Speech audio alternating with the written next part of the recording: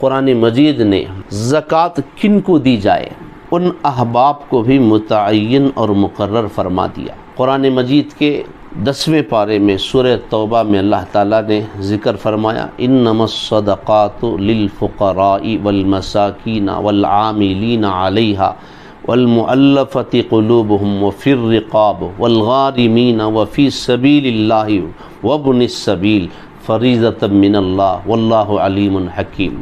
قرآن کی اس آیت کی روشنی میں حضرات فقہا نے زکوٰۃ کے مستحق افراد کی 8 قسم بتائی۔ 8 قسم کے احباب زکوٰۃ کے مال کے حقدار ہیں۔ زکوٰۃ کا مال ہر کسی کو نہیں دیا جا سکتا، زکوٰۃ کے حقداروں کو قرآن نے خود بیان کر دیا، وہ 8 قسم کے لوگ ہیں۔ پہلا انما الصدقات للفقراء، فقیر آدمی جس کے پاس جو ذریعہ معاش تو اس نے اختیار کیا ہے لیکن اس کی ضرورت پوری نہیں ہوتی، ایسا بندہ جس کی آمدنی سے اس کی ضرورت پوری نہ ہوتی ہو۔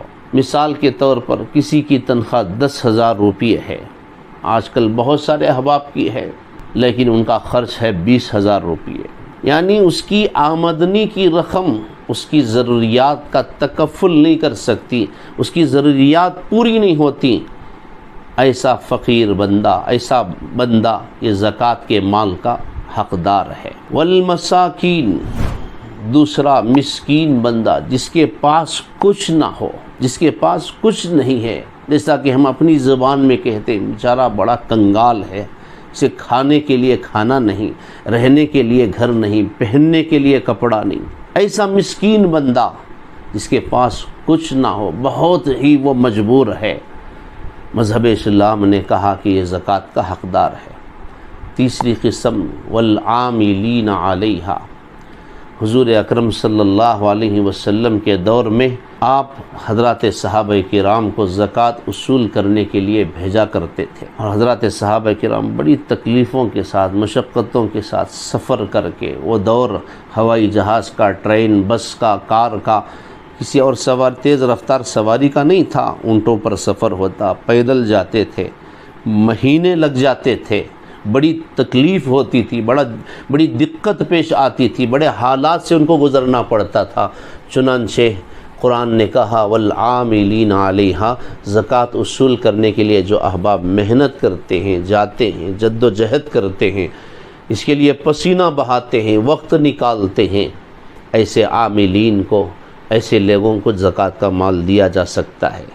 چوتھی قسم والمؤلفۃ قلوبہم، تالیف قلب کے لیے۔ حضرات مفسرین نے لکھا تالیف قلب، مثلا کوئی بندہ نو مسلم ہے، نیا مسلمان ہے، حضور اکرم صلی اللہ علیہ وسلم نو مسلموں کو بھی زکوٰۃ دیا کرتے تھے، اگرچہ وہ مالدار بھی ہوں۔ نیا بندہ اسلام قبول کیا ہے، کلمہ پڑھا ہے اس نے، اسلام کہتا ہے کہ اس پر نوازش کرو، اس پر انعامات کی بارش کرو، اسے مال دو تاکہ وہ بندہ اور زیادہ اسلام سے قریب آئے، تاکہ وہ اور زیادہ مسلمانوں سے محبت کرے، اسلام اس کے دل میں راسخ ہو جائے، اسلام کی محبت اس کے دل کے اندر بیٹھ جائے۔ والمؤلفۃ قلوبہم، نو مسلموں کی تالیف قلب کے لیے۔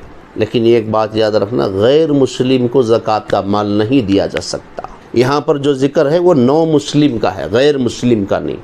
کافر کو زکوٰۃ کا مال نہیں دیا جا سکتا۔ زکوٰۃ کے مال کے حقدار صرف اور صرف مسلمان ہیں۔ امت کے غریبوں کے لیے اللہ نے زکوٰۃ کو فرض فرمائی ہے۔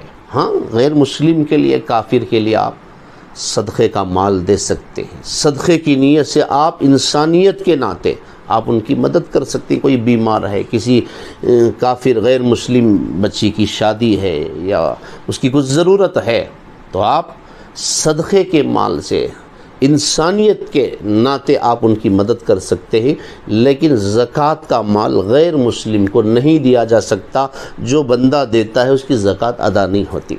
یہاں نو مسلم کا ذکر ہے، نیا اس نے کلمہ پڑھا، اسلام قبول کیا ہے، تو ایسے بندے کے تالیف قلب کے لیے، اسلام سے اور زیادہ اسے قریب کرنے کے لیے زکوٰۃ کا مال دیا جا سکتا ہے۔ پانچویں قسم وفی الرقاب، غلاموں کو آزاد کرنے کے سلسلے میں۔ حضور صلی اللہ علیہ وسلم کے دور میں جو غلامی کا دور تھا، ان غلاموں کو غلامی کے طوق سے، اس کے قید و بند سے آزاد کرنے کے لیے آپ زکوٰۃ کا مال استعمال فرماتے تھے۔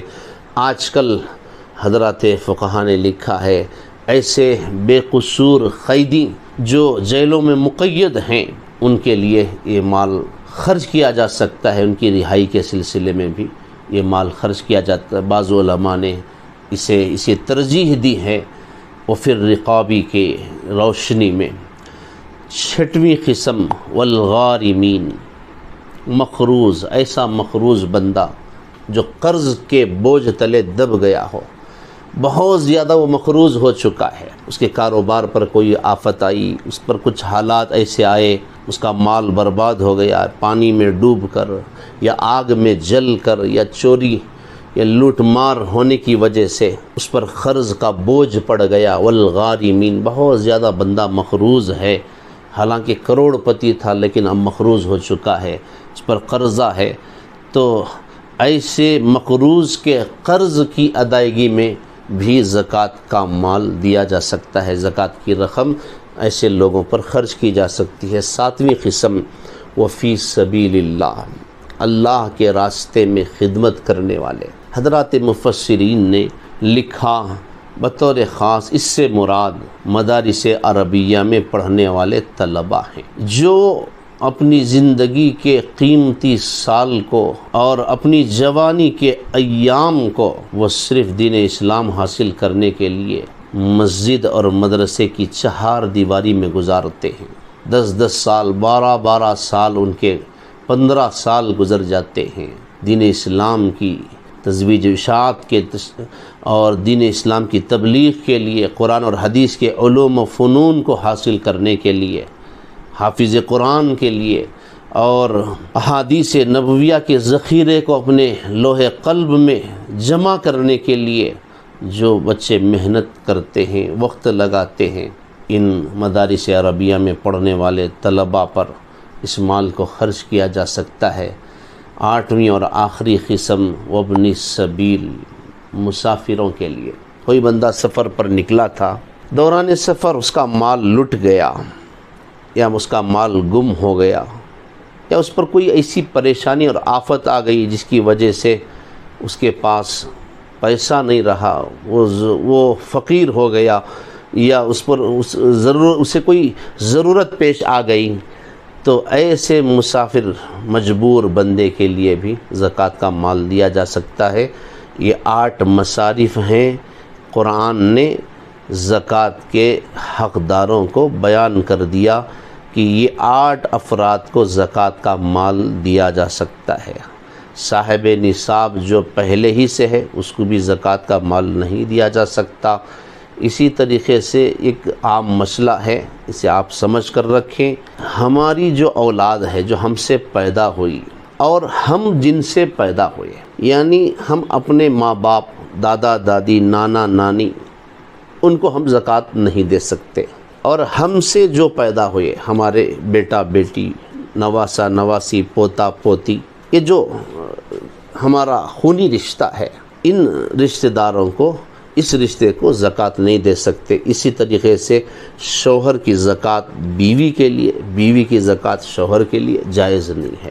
ہاں، ماموں، چاچا، پھوپھی، خالہ اور سگا بھائی، سگی بہن، ان کو آپ زکوٰۃ کا مال دے سکتے ہیں۔ جو بندہ پہلے ہی سے صاحب نصاب ہے، جس پر زکوٰۃ خود فرض ہے، اسے آپ زکوٰۃ نہیں دے سکتے۔ اسی طرح سید کو زکوٰۃ نہیں دے سکتے، جو حضور اکرم صلی اللہ علیہ وسلم کے مقدس اور پاکیزہ خاندان سے تعلق رکھتے ہیں۔ بہرحال یہ زکوٰۃ کے 8 مصارف ہیں جسے قرآن نے بیان کیا ہے۔